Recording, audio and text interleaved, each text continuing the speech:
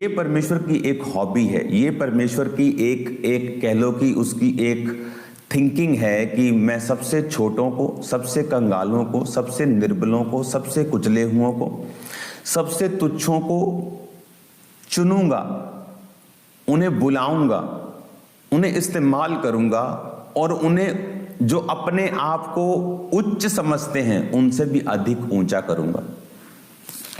अगर आपको इसको अच्छी तरह से पढ़ना है तो बाइबल कहती है, जब हम इन्हीं न्यायियों की पुस्तक को 7 अध्याय से पढ़ेंगे तो उसमें लिखा, गिदोन जो यरूब्बाल भी कहलाता है और सब लोग जो उसके संग थे सवेरे उठे और हरोद नामक सोते के पास अपने डेरे खड़े किए और मिधानियों की छावनी उनकी उत्तरी और मोरे नामक पहाड़ी के पास तराई में पड़ी थी। तब यहोवा ने गिदोन से कहा, जो लोग तेरे संग हैं वे इतने हैं कि मैं मिधानियों को उनके हाथ नहीं कर सकता, नहीं तो इजरायली ये कहकर मेरे विरुद्ध अपनी बड़ाई मारने लगेंगे कि हम अपने ही भुजबल के द्वारा बचे हैं। परमेश्वर कहता, तेरे पास जो लोग हैं ना, ये इतने हजारों में हैं कि जब तुम लड़ने के लिए जाओगे और लड़के जीतोगे तो इन लोगों को ये लगेगा कि हम बहुत बड़ी गिनती में हैं, इसीलिए हम जीत गए हैं। आप देखो परमेश्वर का थिंकिंग प्रोसेस क्या है।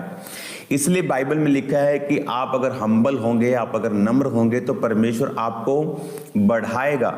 इसीलिए मैं लोगों को ये बोलता हूं कि इस संडे जितने मिरेकल हुए, जितनी हीलिंग्स हुई, जितनी डिलीवरेंस हुई, अगले संडे के लिए हमें एक फिर से नई ग्रेस की ज़रूरत है, फिर से हम्बल होने की ज़रूरत है, क्योंकि हम जानते हैं कि ये काम हम नहीं कर रहे, ये काम परमेश्वर का आत्मा कर रहा है। जब लोगों को ये समझ नहीं आती और वो उसी संडे की सेलिब्रेशन में लगे रहते हैं और अगले संडे क्या देखते हैं कि परमेश्वर का आत्मा उनके साथ नहीं है, क्योंकि परमेश्वर ये बताता है कि मैं तेरे ही बल से, तेरी ही शक्ति से ये काम नहीं कर रहा हूँ। अगर मैं ये बोल सकता कि मैं कंप्यूटर इंजीनियर था, मैं बड़ा चालाक था, परमेश्वर ने मुझे चुन लिया और इसीलिए जब मैं बाइबल पढ़ता हूँ मुझे परमेश्वर अलग अलग भेद देता है, इसलिए मैं बाइबल के वचन को अच्छी तरह सुना पा रहा हूँ, ऐसा नहीं था। उससे पहले परमेश्वर ने मुझे मेंटली अपसेट के अटैक्स से गुजारा, इतना लो कर दिया कि मुझे मालूम था कि मैं 0 करके उसके बाद परमेश्वर ने अपनी बाइबल मुझे दी, ताकि जब मैं वचन को सुनाऊं तब मुझे ये मालूम हो कि इसमें मेरा कोई लेना देना नहीं है, इसमें मेरी कोई ताकत कुव्वत, मेरी बुद्धि बल शक्ति नहीं है। बिकॉज टोटल 0 माइनस होने के बाद परमेश्वर ने ग्रेस मुझे दी। और इसी ताकि जब मैं ये वचन को सुनाऊं, तब जब मैं प्रीच करूं तो मुझे मालूम हो कि ये मेरी बुद्धि और शक्ति से नहीं बल्कि ग्रेस से हो रहा है।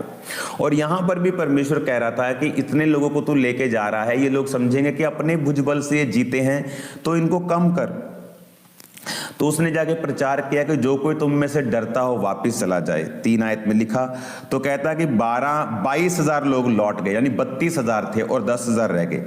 परमेश्वर ने कहा अभी भी ज्यादा है, इतने लोगों से भी मैं तुझे जितवा नहीं सकता। कहता अब जाके नाले में चला जा, अब मैं उसे परखूंगा। और बाइबल क्या कहती है कि वह सोते के पास नीचे गया और परमेश्वर ने कहा, जितने कुत्ते के समान जीभ से पानी चपड़ चपड़ करके पिए उन्हें अलग रख, वैसे ही वो जो घुटना टेक कर पिए। तो उसने 10,000 लोगों को कहा कि सोते के पास जाओ और पानी पियो। और कईयों ने पानी पिया पूरा, जैसे तसल्ली के साथ नहीं खाते लोग पीते, तसल्ली के साथ पूरा घुटने टेक कर, पूरा मुंह डालकर अच्छी तरह से पानी पिया। और 300 लोगों ने कुत्ते के समान चपड़ चपड़, यानी अब लोग इसकी गलत व्याख्या बहुत करते हैं इस वचन की। जब उन्होंने कुत्ते के समान चपड़ चपड़ पीने का मतलब कि उन्होंने पानी भी पिया और वो अलर्ट भी थे कि उनके आसपास क्या हो रहा है। अगर आप कुत्ते को पानी पीता हुआ देखें तो वो जब पानी को पीता है तो वो इधर उधर उसकी पूरी निगाह होती है। अगर आप जानवरों को पानी पीता हुआ देखें तो उस सोते में जहां मगरमच्छ होते हैं वो पूरी अगर आप शेर को भी पानी और चीता को भी कभी पानी पीते हुए देखें तो अगर आप देखेंगे तो वो बहुत अलर्ट होकर पानी पीते हैं कि अगर उन पे अटैक हो, उनके पास समय हो वापस मुड़ने का। लेकिन जो लोग घुटने टेक कर ऐसे पानी पिया कि अगर उन पे अटैक होता है उनके पास कोई चांस नहीं है बचने का। तो गिदोन को भी रीजन चाहिए था कि किस रीजन से तुम उनको बोल दोगे कि भाई तुम नहीं जाओगे, तुम जाओगे, तो वहां लड़ाई झगड़े का कारण बनता। तो उसको जेन्युइन रीजन चाहिए था। तो पहला रीजन उसने निकाला कि जो लोग तुम में डरते हैं वापस चले जाओ। देखो भाई, अब पूरी बात यहां नहीं लिखी, वो हो सकता है उसने कहा देखो भाई तुम्हारे छोटे छोटे बच्चे हैं, तुम मर भी सकते हो, बच्चों को कौन संभालेगा, तुम्हारी वाइफ विधवा हो जाएगी, तुम्हारी मम्मी रह जाएगी, बाप देखो तुम्हारा बीमार है। तो कई तरह की बातें इमोशनल उसने की होंगी, तो वो कुछ वापस चले गए। वो ऐसे नहीं कहता कि हाँ भाई तुम जाओगे, तुम नहीं जाओगे, बोलेंगे कि मैं क्यों नहीं जाऊंगा, या वो क्यों जाएगा, या मैं क्यों नहीं जाऊंगा, या मैं क्यों जाऊं। तो इन बातों से बचने के लिए परमेश्वर अपने अगुओं को बुद्धि भी देता है। हालेलुया। तो ये बुद्धि परमेश्वर ने उसको दी जो अपने कुल में सबसे कंगाल और अपने कुल में सबसे छोटा था। तो आप इमेजिन कर सकते हैं कि एक व्यक्ति को परमेश्वर एक नीची जाति से, नीचे लेवल से, बीमारी से, किसी को नीची जाति से, किसी को नीची बीमारी से, जातियां भी हम ही ने बनाई हैं, लेकिन जो इस दुनिया की पॉइंट ऑफ व्यू से मैं आपसे बात कर रहा हूं, गरीब, तुच्छ, बीमार, पागल व्यक्ति, उनको परमेश्वर चुनता है अगुवा होने के लिए, ताकि जब वो अगुवाई करे और उसकी अगुवाई में इतने बड़े बड़े काम हो, उसको ये मालूम हो कि ये मेरी बल और कुव्वत और शक्ति से नहीं हो रहा है, इसका कारण परमेश्वर है। और जब उन लोगों को जिनकी अगुवाई गिदोन कर रहा था, तो वो ऐसे ही लोगों को वापस नहीं भेज सकता था। अब 10,000 रह गए, 22,000 चले गए।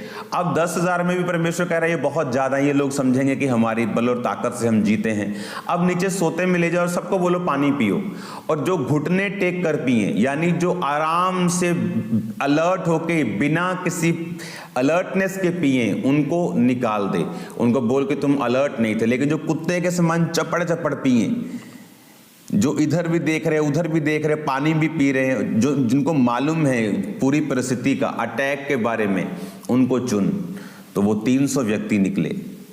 इसकी राइट व्याख्या वचन की ये है। और जब उन 300 व्यक्तियों को चुना गया, जब यहोवा ने 7 आयत में लिखा, गिदोन से कहा इन 300 चपड़ चपड़ पीने वालों के द्वारा मैं तुमको छुड़ाऊंगा और मिधानियों को तेरे हाथ में कर दूंगा, और अन्य सब लोग अपने अपने स्थान को लौट जाएं।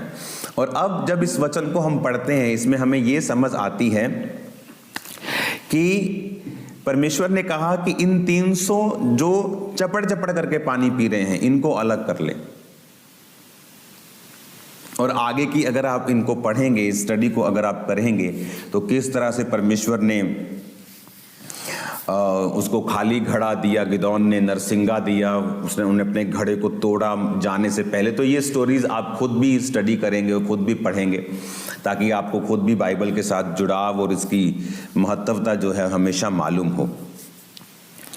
तो इन चीज़ों से हमें ये समझ आती है कि परमेश्वर अपनी महिमा, अपनी ग्लोरी किसी को नहीं देता।